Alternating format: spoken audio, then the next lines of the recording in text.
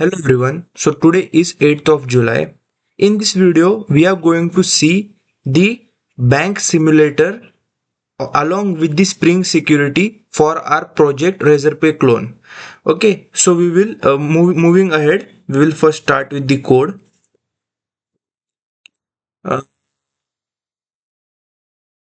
okay, actually we have implemented this in the last video. Let me cut this. So this was implemented in the last video. For recall purpose, I will tell you that we have actually put YML, some code in the YML. Actually that code is different for different payment methods. So for example, the mean, max, delay, along with the let me show you. Okay, so we have added the minimum delay, maximum delay, along with their success rate. Okay, so that's the YML code which is converted into Java code with the help of configuration.properties. This is what we covered in the last video. So moving ahead, now we will start with the bank call simulator. So what we are doing, we are running a scheduler for 5 seconds, for every 5 seconds. So what it's doing, okay, so it gets the current time minus seconds, minus 1 second, and then we are actually finding payments which are actually in the authorizing state in the global window. Also, the next thing we are doing, we are simulating it one by one. So we got the payment over here. So what we are doing, we as per the payment method, as we have set different properties in the YML file. If it is card, then it has different properties such as minimum, maximum, delay. So we are getting the payment method over here. We are calculating the duet. If you want to see it, so this is the duet function. Over here we are passing the payment along with its config. So what's happening over here, we are calculating the range. Okay, we are subtracting the maximum delay minus the minimum delay. So we are for example, the minimum delay was 2, maximum delay was 6, so the range we get is from 0 to 4. Okay, now what we are doing, we are actually getting the payment ID hash code and then modulating it with the with range plus 1. So over here, if the range is 0 to 4 plus the minimum is 2, so 2 minus 6, 2 means 2 to 6 is the actual delay seconds. So we will get the delay seconds, and if it is the chaos mode is normal, then we multiply the delay seconds by 2 and then add it to the payment created time. Okay, this was the so wait a second, actually we are left. So if the payment is before the due time, we do nothing. If the due time has been passed, then what we do, as per the chaos mode, we configure it. For example, it is success, then we resolve the payment. It's failure, then we fail timeout, we do the log, and normal and slow, so we resolve it. So what's happening over here, in the resolve method we pass the payment and approve. If it's approved, then we actually return the actually we resolve it. Okay, so what's happening over here, when payment is in the authorizing state. Okay, the payment is in the authorizing state. Now we want to authorize it. So we are running a scheduler for 5 seconds. It gets the authorizing payment. Okay, and uh, shall we first discuss it? Okay, so this is the resolve authorization. Then this is should approve. Should approve means we are adding the success rate. As per the success rate, we are configuring it that the 90% requests should accept and 10% request should be fail. Why we are doing this? To simulate the real time application. So we are doing this. So where was I? Okay, so what's happening over here, we are getting the payment which are in the authorizing state. Okay, we get the payment which is in authorizing state. Then what we do, we call this method which is the resolve authorization. Okay, we call this method resolve authorization. Then what it does, it actually does the payment to authorize success. Okay, as it is success. Okay, means you can understand by this only. Okay. For success it will return true, but for failure it will do false. So if it is false, then the payment will not be authorized. Okay, but as it is true, then what will happen? When you come over here, we are setting the payment status to authorize success. Okay, then it gets authorized. Okay, the next thing we are doing is the auto capture. Auto capture means what will happen? uh, we transit it to capture request. If it does, then what will happen? This capture over here. Okay, this capture, for not only this payment but for other payments also, it will return us success. Okay, as it returns a success, as you are able to see what is happening over here, the instance of success. So the payment is now capture success and it is captured, also paid. But if it returns failure, then in that case it will transit to capture failure. Okay, or otherwise if there's an issue in the capturing part, then it will say that the authorize fail. Okay, so this was the code from how the payment is getting captured.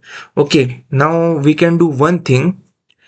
Actually, in this video I want to talk about the simulator. Okay, we have talked about the simulator, how it's been simulated.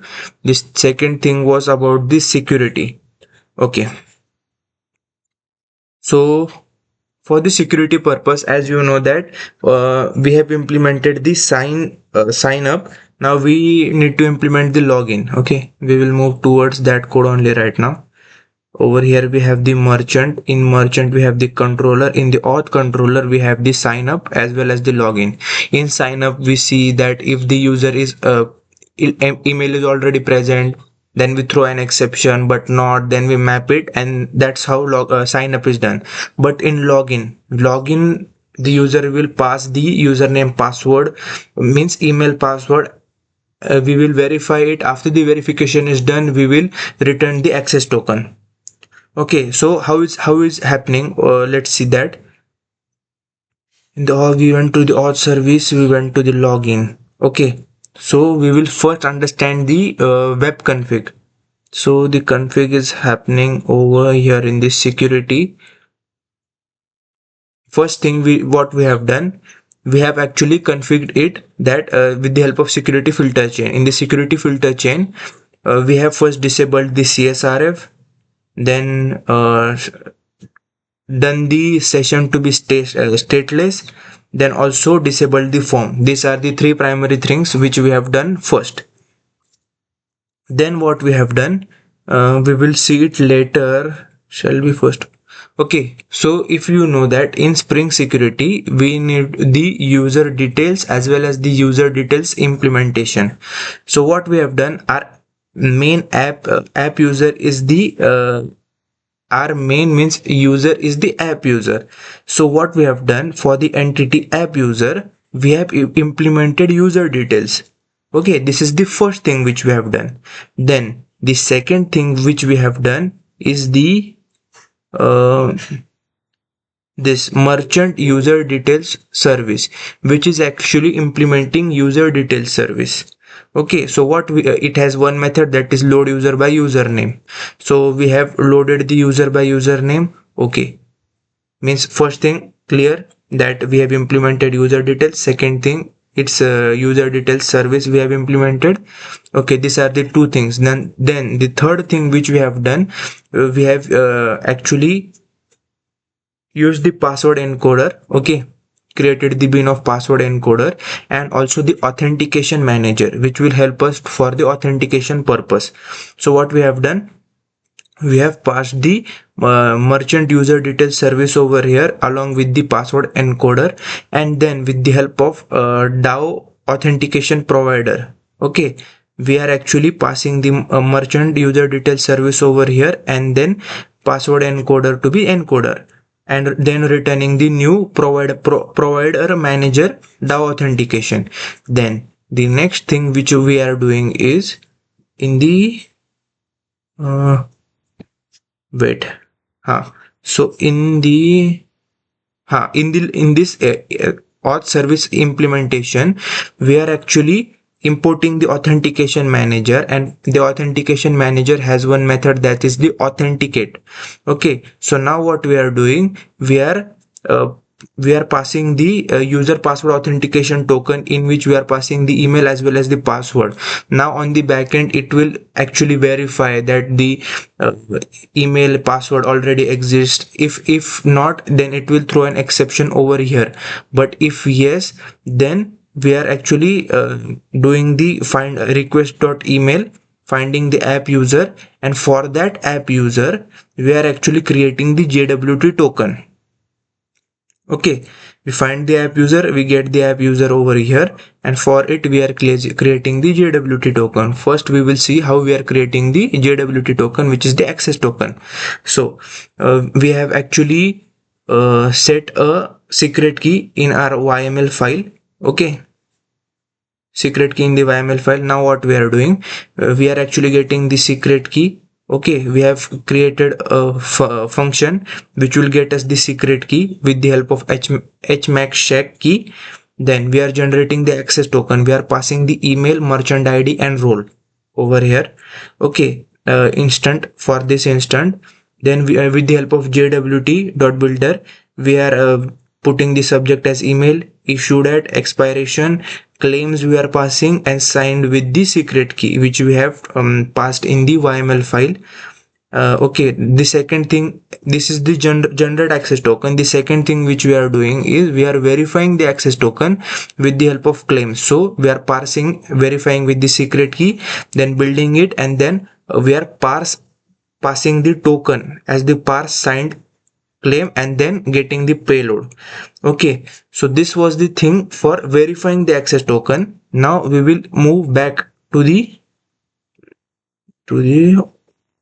auth service IMPL. So over here we are generating the token. Okay, generating the generate token. We are passing the email, ID, and the role for the user, and then passing the response. Okay, so this was the part of Spring Security which I have implemented till now, along with the bank simulation. Okay, so stay tuned for next video. Thank you.